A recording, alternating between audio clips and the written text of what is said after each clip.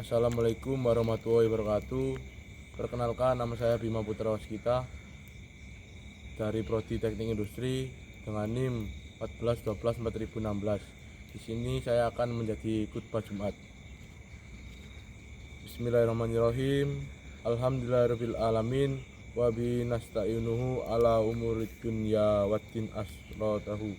Wassalamu alaihi wa asrofil mursalin wa ala alihi wa sahbihi ajmain amma ba'du.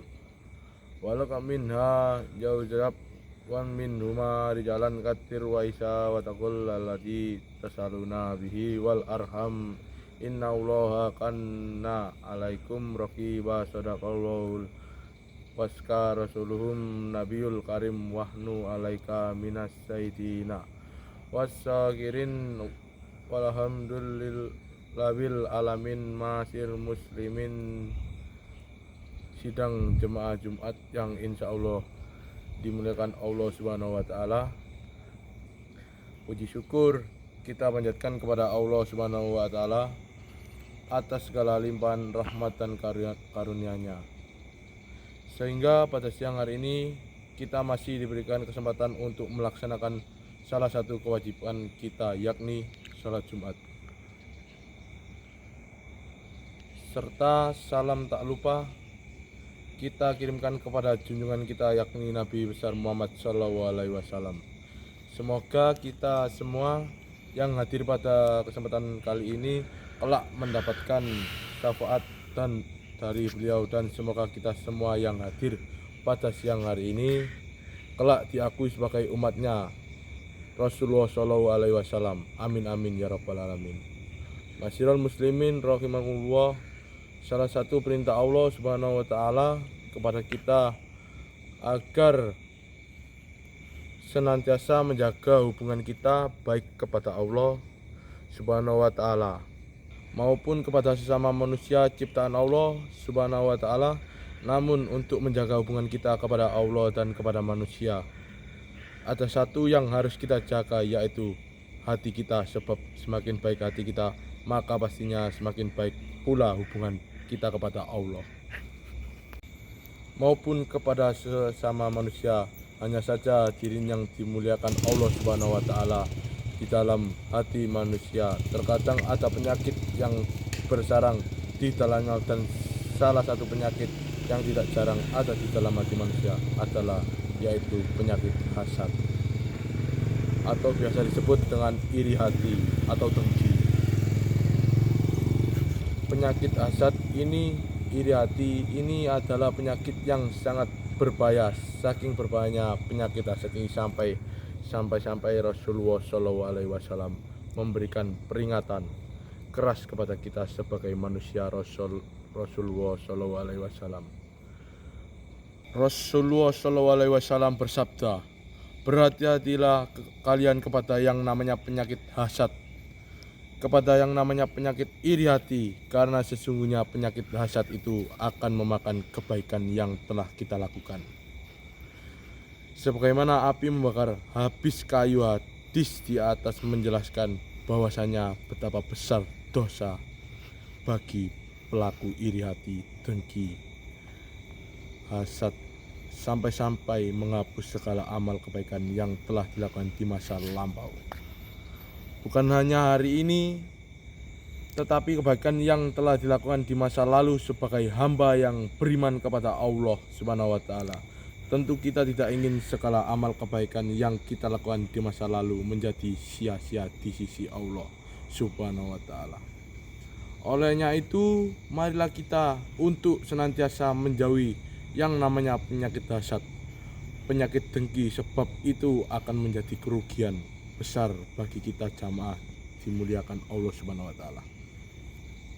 Penyakit iri hati ini biasanya memiliki dua karakter. Yang pertama adalah susah melihat orang senang, kemudian yang kedua adalah senang melihat orang susah. Sebagai contoh, ada orang memiliki tetangga-tetangganya tersebut senantiasa mendapatkan rezeki yang luar biasa dari Allah Subhanahu wa Ta'ala, mendapatkan karunia besar daripada Allah Subhanahu wa Ta'ala. Saking besarnya nikmat yang Allah berikan kepada tetangganya sampai ia tidak mampu melihat karunia tersebut sehingga timbullah di dalamnya iri hati terhadap tetangganya. Kemudian yang kedua adalah ia juga senang ketika tetangganya tersebut mendapatkan musibah atau ujian daripada Allah Subhanahu wa taala. Jikalah di dalam hati kita sudah memiliki dua karakter tersebut, maka pastinya di dalam hati kita sudah ada yang namanya penyakit hasad. Jikalau di dalam hati kita sudah memiliki dua karakter tersebut, maka mari kita buang jauh-jauh karakter tersebut karena akan mendatangkan kerugian bagi kita. Bukan hanya mendatangkan kerugian di dunia tetapi juga mendatangkan kerugian di akhirat kelak zamannya. Dimulakan Allah Subhanahu wa taala di dalam Al-Qur'an, Allah sudah membuktikan banyak yang namanya penyakit hasad. Yang namanya penyakit hasad dikisahkan ada dua orang yang bersabda, yaitu Qabil dan Habil. Di mana Qabil ini membunuh saudaranya yang bernama Habil, dan faktor tersebut Qabil membunuh Habil adalah karena di dalam hati Qabil ada iri hati kepada saudaranya yang bernama Habil. Kemudian di kisah lain di dalam Al-Quran, bagaimana ketika Allah Subhanahu wa taala memerintahkan iblis untuk menyembah Adam, tetapi di dalam hati iblis di samping ada rasa sombong juga ada rasa iri kepada Adam, sehingga enggan untuk menyembah Nabi Adam. Alhasil Allah mengeluarkan iblis daripada surganya. Allah Subhanahu wa taala dua kisah di atas menunjukkan bahwasanya hasad tidak hanya memberikan kerugian di dunia tetapi juga memberikan kerugian di akhirat. Bagi para pelaku hasad, naudzubillah wa na'udzubidzalik. Olehnya itu sebagai hamba yang beriman kepada Allah Subhanahu wa taala, ketika kita melihat orang-orang terdekat kita mendapat karunia besar daripada Allah Subhanahu wa taala, tidak perlu ada iri hati di dalam hati kita, sebab itu adalah pemberian daripada Allah Subhanahu wa taala. Jikalau kita melihat karunia besar yang ada pada orang-orang terdekat kita, cukup kita berdoa kepada Allah Subhanahu wa taala. Ya Allah, berikanlah karunia seperti Engkau berikan karunia kepada orang-orang terdekatku. Sungguh itu jauh lebih baik. Semoga Allah Subhanahu wa taala senantiasa memberkati dan merahmati kita semua. Barakallahu fakum wakuranim wakum bim fi minal ayati fikri hakimakauhum tilawatu inahul alim.